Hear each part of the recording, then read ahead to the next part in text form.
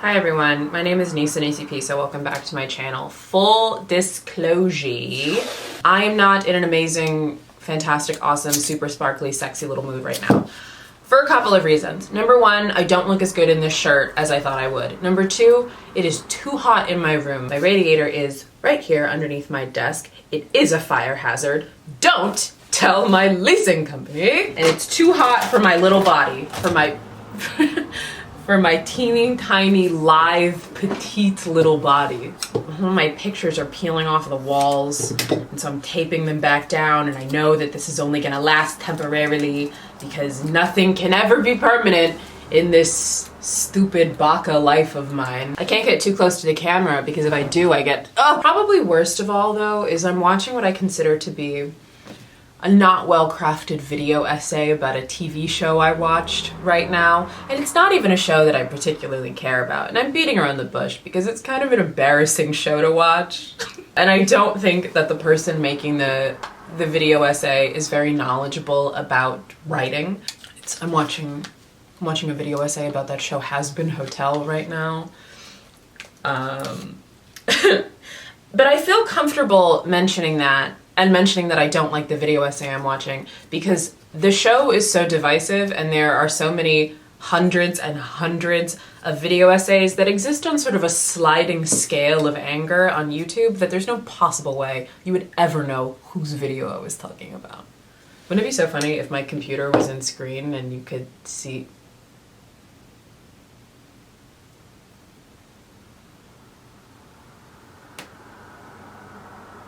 There's no way you would have any idea who I'm talking about. Part of the person making the video's thesis was about how the show did not really competently, I'm not gonna talk about the show very long, but basically part of their thesis is that the show doesn't really take time to explore more of its like dramatic character driven elements, and the YouTuber is saying like, wouldn't you rather watch a show that like takes care to explore all of these mental health issues and how they manifest themselves? It's like, not really. It's supposed to be like a raunchy, irreverent comedy. If I wanted to watch a show that was gonna bum me out, I would watch BoJack Horseman, and I can't. Because if I do, it'll bum me out too much and I won't be able to go outside anymore. I tried watching BoJack Horseman when it first aired, and I got like a season in, and even though I was only, like 20, and it's still full of whimsy and joie de vivre and lust for life, I was still like, if I watch any more of this depressing show, they're gonna have to pry me off of this floor like I'm bubblegum. And I must prioritize my mental health. I wanna get closer to you because my makeup is nice today. God, please, believe, please. Yeah. I have like green eyeshadow on, you get it. I thought of several more things that are bothering me because I'm the most tormented woman in the world. I have a headache. Useless.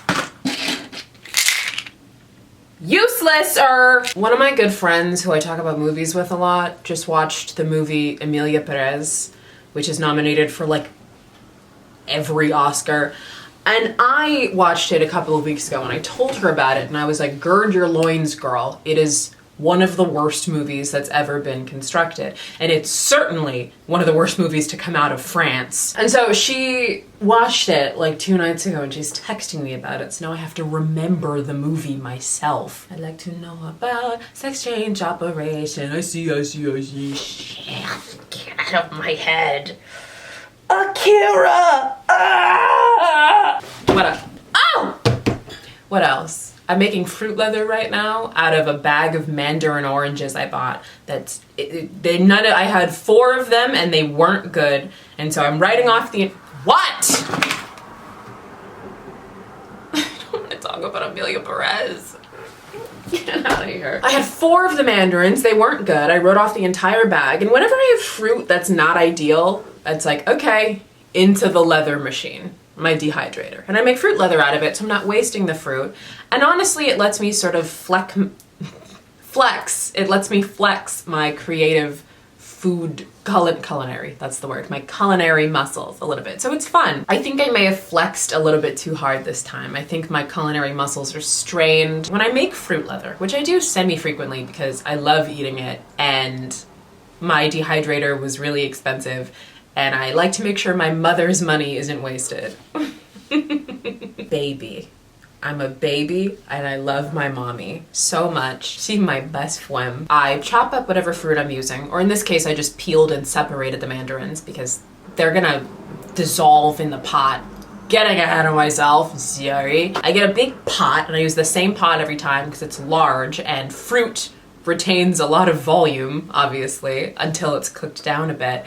I put all the fruit in the pot, I add sugar and citric acid, which is like sour, it's tart. I cook it down a little bit. For stuff like apples, I like to wait until they get sort of like mealy. Apples break down really well once you add sugar to them. It's a process called maceration. I mix it all up and then it doesn't really matter how much I mix it up because I put it in my blender, which was another gift from my mommy for a different birthday. And my air fryer was a Christmas present. My and my mother's love language is her buying me appliances and me continuing to be the most perfect daughter in the entire world. I put the mixture of the fruit in a blender and I blend it up until it's smooth, and then I pour it into these silicone trays that I bought specifically for making fruit leather, and I put the trays on the grates that came with my dehydrator. I put it in the dehydrator and I cook it in there at 165 degrees Fahrenheit, or however much that is Celsius. I'll look it up before you guys start whining in the comments about how Fahrenheit doesn't make any sense, and in my country we do eep boop boop boop ba ba ba. I'm American. Do you think I have time to worry about what's happening in other countries? We are under f***ing attack. No, I care so much about other countries. I'm very worldly. I'm very worldly. You know what I do sometimes is I boot up Google Maps and I just scroll around. I just like scroll around, see what's going on. Like, oh, that's Thailand is still there. Perfect. Thank God. There's that pesky international date line once again. 73.88 degrees Celsius is what I cook it at for any number of hours. Sometimes I've done 6, which is sort of just a number that is listed a lot in the booklet that came with my dehydrator. But this time around I did 3.5 hours and it's almost done and it looks and smells so weird. I left in a lot of the little like citrus white stringy tendons that you find in mandarins and oranges and limes and pomelos and grapefruits and tangerines, tangelos. You're familiar. And I think that's leading to its sort of like sponginess. It's really spongy. It's got a really weird spongy texture, so I put it in for another hour to dry it out more because I feel like the sponginess is residual liquid, making it squishy. I've gone through a lot of weird adventures with my dehydrator and making fruit leather. One time I was using a cantaloupe, which is a bad fruit to make fruit leather out of. Don't do what I did. I was using largely cantaloupe and I added in accidentally like a tablespoon and a half of citric acid, which is too much for how much I was making. Basically what I did was I made melon fruit leather that was so sour it hurt my mouth to eat. And earlier that same day, I decided I was gonna figure out what the long-running cultural juggernaut internet series Skibbity Toilet is about. And so I was sitting on my bed and I got like 40 episodes into Skibbity Toilet while eating this painfully sweet and sour candy that I had made. And I suddenly understood Gen Alpha. This is what kids today are experiencing. I'm having the average 4th grade experience right now at 30 years old. The average 2024 4th grader experience. My experience as a 4th grader was a lot simpler. It was mostly spending several hours crying over my math homework because I had to do fractions and then like find the area of a rectangle. No, that's too simple. That's 3rd grade. A hexagon. And then I would make myself feel better by watching 8 episodes in a row of Totally Spies. And then I would go to sleep on my Powerpuff Girls sheets, enjoying the final months of having a living father. You know, what else is going wrong in my life? Let's see. I'm out of sugar and flour and brown sugar and vanilla extract, which is why I haven't made a baking video in a while, because those are all things that are really annoying to buy and I just haven't done it yet. Sugar and flour and brown sugar are really heavy and vanilla extract is $1 million a bottle, so I get a little bit of like sticker shock when I'm at the register. It makes my wallet a little sad. I used the very last dregs of sugar left in my sugar canister,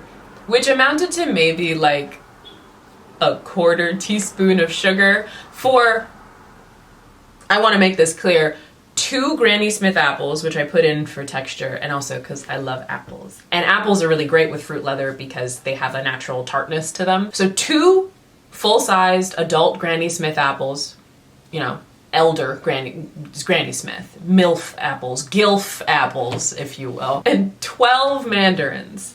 Did I just break a nail? Because that's gonna send me over the, did I break? No, it's not broken. It is not broken. So like a 1/4 teaspoon of sugar for 12 mandarins and 2 full-sized mature apples. And it wasn't a particularly sweet batch of mandarins. It's gonna taste so stupid.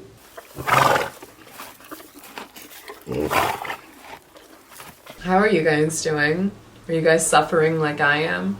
It's so hot in my apartment. It's the end of January, which means I have to start thinking about doing my taxes, which is okay though. That's actually not that bad. I have a really nice tax guy now.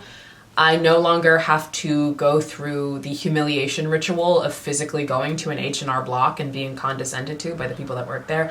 I hate H&R Block so much. If you're not familiar, I don't know if H&R Block is like a global company. I don't know why it would be, because the United States is the only country where doing your taxes is like difficult. So we have like various services for it. I swear to God, if you guys from other, I'm being like kind of playfully xenophobic in this video, but like I'm serious. I will not be able to handle it if people from other countries get in my comment section and are like, wow, that is so weird. In my countries, the government just mails us a receipt and then we have, I don't know what happens elsewhere tax-wise. Yeah, it's difficult to deal with taxes in this country, okay? I don't need to know about the beautiful shining utopias you live in across the oceans, or land if you're Canadian or Mexican, you know, where it's all sunshine and rainbows, okay? Americans are very fragile right now, at least the ones with consciousness.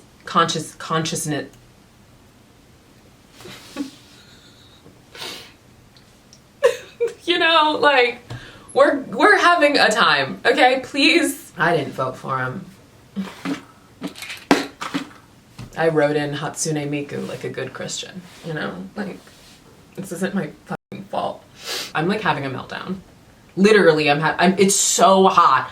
Am I glistening? Am I glistening yet? I hate H&R Block so much. 2 years ago, when I was... Hey, if you have a pickup truck, crash it into a lake for me. Will you do that? Will you do that instead of driving by my window loudly? 2 years ago, I made an appointment at an H&R Block location to do my taxes there, which is the only service they offer. And I went in bright and fresh as a daisy with a folder full of paper copies of all of my forms. My form from my job, my form from my health insurance, my form from my school, my form from YouTube, and my form from TikTok. YouTube and TikTok send the same kind of tax form in the United States. It's a 1099 MISC form, and it's for like royalty payments, basically, for untaxed income. I don't know if that's how every 1099 MISC form works, because why would I know that? I don't work for H&R Block. But guess who also doesn't know how they work? The people at H&R Block. I went into the H&R Block office 15 minutes ahead of my appointment time, sat in the waiting room, read a magazine, because I'm a woman, and I got called to the desk of the H&R Block tax pro they put me with, and I handed her my papers, and she was like, what are these?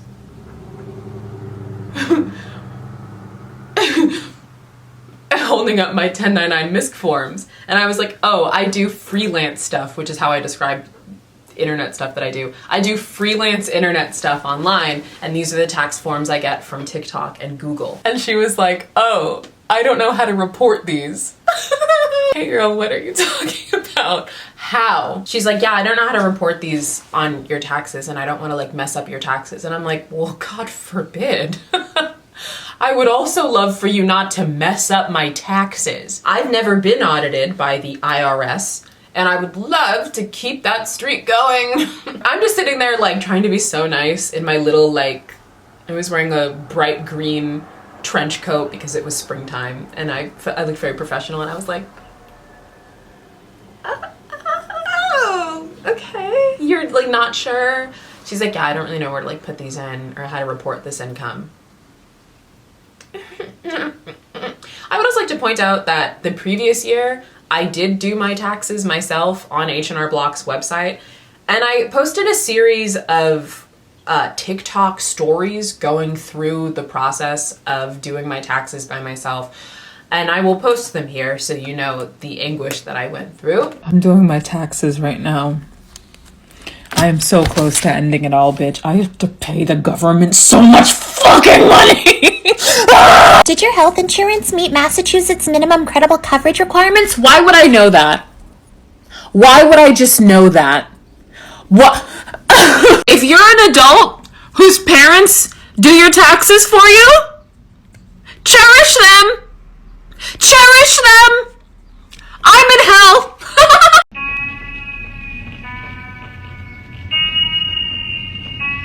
My throat hurts from all of the enraged screaming I did at my computer.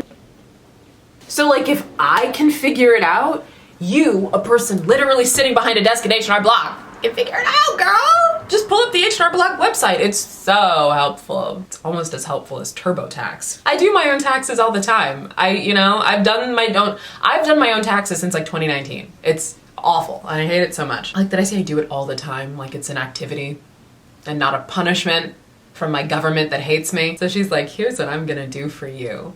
I'm gonna set you up with one of our level 5 tax professionals at a different H&R Block location tomorrow, Easter Sunday, by the way. And he'll probably be able to help you. And I'll send him an email now so he like knows you're coming and what your circumstances are. And then she made me leave. And I went home, and of course I've been out for 15 minutes, and my roommate is like, wow, you finished that fast? And I was like, I can't speak about this. I'm so full of white hot rage. And she was like running out the door. She was like, okay, we'll talk later about it. And I'm like, maybe not. Maybe I won't be here later. I will be changing my identity and embarking on a life of crime to process my feelings. And so this takes a little bit of context. A meal I like to make for myself a lot is I take a sweet potato. You're familiar? I wash it and I score it a little bit with a knife, and then I put it on a bowl and I put my little microwave splash guard on top of it, and I microwave it for like 7 minutes so it steams, and then I mash it up with a fork and I put nutritional yeast and butter on it, and then I eat it. And it's like my favorite meal, and I make it all the time. It's just hot sweet potato. Hot steamed sweet potato. I feed myself like I'm a baby sometimes, and I'm very healthy. I have perfect blood pressure and cholesterol. The doctors tell me every single time, Nisa, you are gonna live forever. And then I go to the dentist and they're like, God, your teeth are so beautiful, Nisa. Will you marry my son? So I went home and I was gonna make my little sweet potato, so I felt better. And I had a knife in hand and the potato on the cutting board, and I was not being super responsible. I wasn't being super conscientious with my knife skills because I was upset, and I was like, and after one of those chops, I, in fact, did not make blade to potato contact. I made blade to finger contact. This one, to be specific. I sliced open my finger right here, right next to the knuckle. This is so gross. I'm so sorry. I partially flayed my finger, so this chunk of skin was just like and I was like bleeding a lot. And I'm pretty good about wound care for myself. I injure myself a lot. I've fallen down lots of staircases in my time. I get hurt all the time. And I'm very good at taking care of myself. I get really faint if I bleed too much. So I'm in my kitchen about to black out, and I don't really remember how I was able to stop the bleeding, but I did, and embarked on a really annoying healing process. But there's not even a scar now, and my finger's completely fine. So thank God all my motor skills lived through that experience. But if that woman at H&R Block had just known how to report royalty payments, I wouldn't have been in that situation. So I will be suing H&R Block for pain and suffering.